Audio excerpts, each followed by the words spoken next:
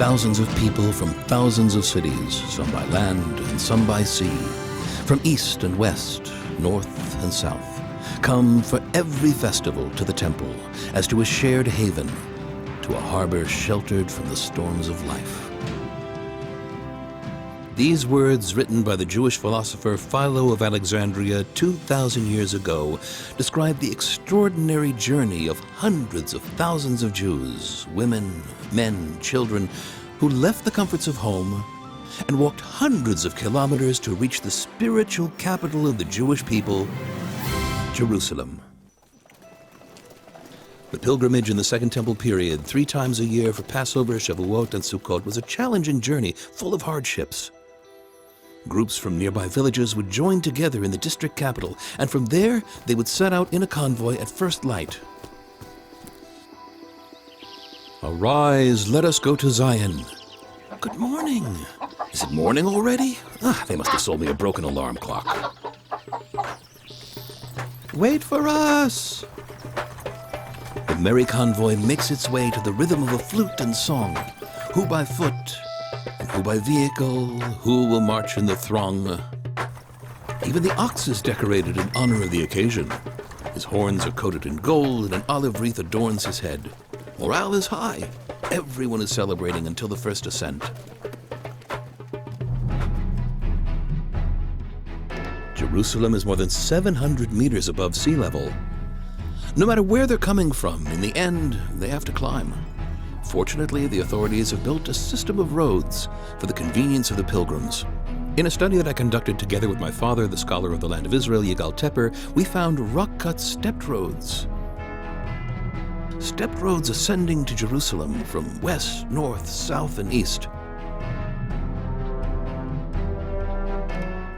We believe these are the roads that Josephus describes as carrying the people. Roads used by the Jews on their way to the temple in Jerusalem. It's a long journey. To relieve the Judeum, the able-bodied race to see who will get there first. Usually the boys reap the glory, but not always. It once happened that the girls arrived ahead of the boys, so it was seen that the girls were swift, whereas the boys lagged behind. The journey takes a long time. Convoys from all over the country come together as they near their destination. One last effort, and then, suddenly, the walls of Jerusalem appear. The city that they've been yearning to reach stretches out before them in its full glory. Wow! In their hearts is the eternal verse, "Our feet stood inside your gates, Jerusalem." But now, on the verge of entering the city, the pilgrims start worrying. The people of Jerusalem are dignitaries, priests, the upper class. How will they treat us? How will they receive us, common villagers from the periphery? Fix your collar.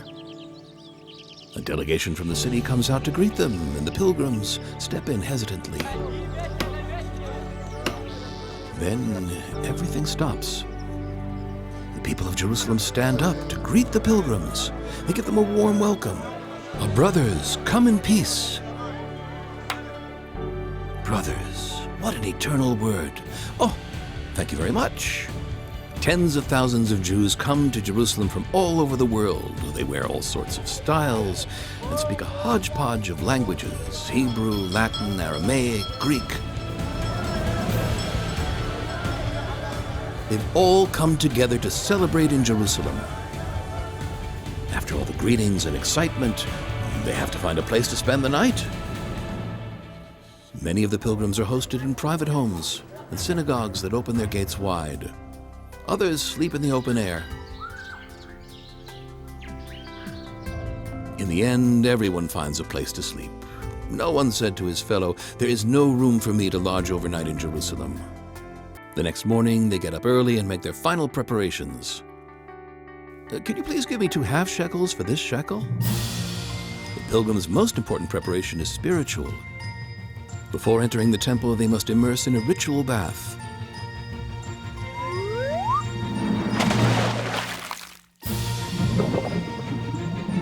The waters of the ritual bath cleanse the body of ritual impurity and the soul of profane thoughts. After immersing, they emerge from the waters of the ritual bath, cleansed and purified, as if born anew. I am standing inside a ritual bath. Scores of them have been uncovered here. One could enter on one side to immerse in the water and then emerge pure on the other side. In the southern part of the city, we found a huge pool in which tens of thousands of people could immerse all at once. This is the Shiloach pool. The ascent to the Temple Mount starts at the Shiloach pool, the home stretch.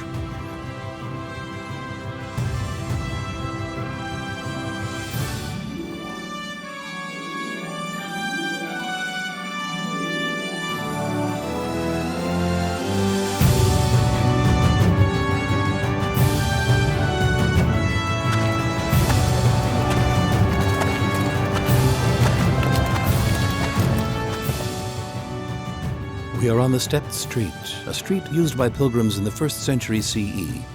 It was uncovered in excavations that we've been conducting here for the last few years. The state of preservation of this street is amazing. It's tremendously wide and phenomenally long. This was the biggest street in Jerusalem and possibly in all of Judea. It extends 600 meters from the southern gates of the city to the gates of the Temple Mount, basically to the temple gates. The one monumental street links these gates. So, if there's one place that all our ancestors traversed on their way to the Temple Mount, it is here, where we are now. The climb up the steep street is hard, but now it is the heart, not the feet, that carries the pilgrims up. In a few minutes, they will be standing at the gates of the Temple Mount, the Huldah gates. They will stand before God. At the entrance gate, the pilgrims stop and remove all symbols of wealth and status. They part with their non-religious objects, purses, staffs, and shoes. Here, these things are of no significance. Before God, everyone is equal. Even King Agrippa would place the basket on his shoulder and enter. The pilgrims march towards the entrance gate, ascend along the underground passage, and burst out onto the Temple Mount Plaza. What awaits them there shocks the senses. In the center of the plaza is a gold-covered sanctuary rising 50 meters and shining so brilliantly that people have to avert their eyes as if from the rays of the sun.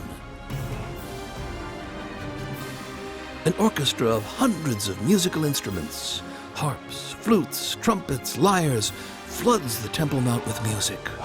The Levites sing songs of praise to God, lifting the souls of the pilgrims. The pilgrim closes his eyes.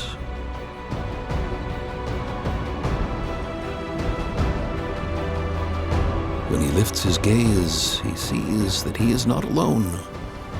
With him are the other pilgrims. Everyone is here together. They're all comrades after their shared journey. When the pilgrims return home, they will carry in their hearts the memory of those wonderful days, the days of the pilgrimage to Jerusalem.